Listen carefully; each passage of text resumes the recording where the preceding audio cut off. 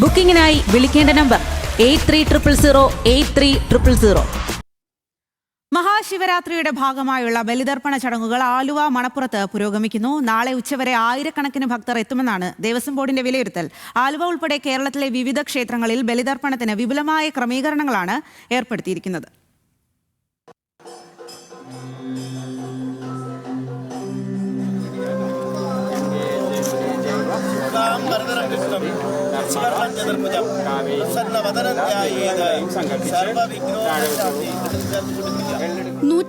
ബലിത്തറകളാണ് ആലുവ ശിവരാത്രി മണപ്പുറത്ത് സജ്ജീകരിച്ചിട്ടുള്ളത്.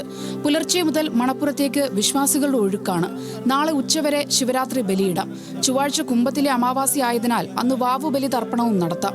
തിരക്ക് നിയന്ത്രിക്കുന്നതിനും സുഗമമായ ദർശനം ഉറപ്പാക്കാനും വിപുലമായ ക്രമീകരണങ്ങളാണ് ദേവസ്വം ബോർഡും റൂറൽ പോലീസും ഏർപ്പെടുത്തിയിരിക്കുന്നത്. എല്ലാ സജ്ജീകരണങ്ങളും ഏർപ്പെടുത്തിയിട്ടുണ്ട്. 1 ലക്ഷം പേരെ പ്രതീക്ഷിക്കുന്നുണ്ട്. ഏകദേശം 1500ഓളം പോലീസുകാരെ വിന്യസിച്ചിട്ടുണ്ട്. ശിവരാത്രിയോടനുബന്ധിച്ച് സുരക്ഷയ്ക്കായി 1500 പോലീസ് ഉദ്യോഗസ്ഥരെയാണ് മണപ്പുറത്തും ആലുവയിലും വിന്യസിച്ചിരിക്കുന്നത്. വൈകിട്ട് 4 മണി മുതൽ നാളെ ഉച്ചയ്ക്ക് 2 മണി വരെ ആലുവയിൽ ഗതാഗത നിയന്ത്രണം ഉണ്ടാകും. മണപ്പുറത്തേക്ക് KSRTC 210 സ്പെഷ്യൽ ബസ് സർവീസ് നടത്തും. രാത്രി കൊച്ചി മെട്രോയുടെയും ദക്ഷിണ റെയിൽവേയുടെയും സ്പെഷ്യൽ ട്രെയിൻ സർവീസും ഉണ്ടാകും.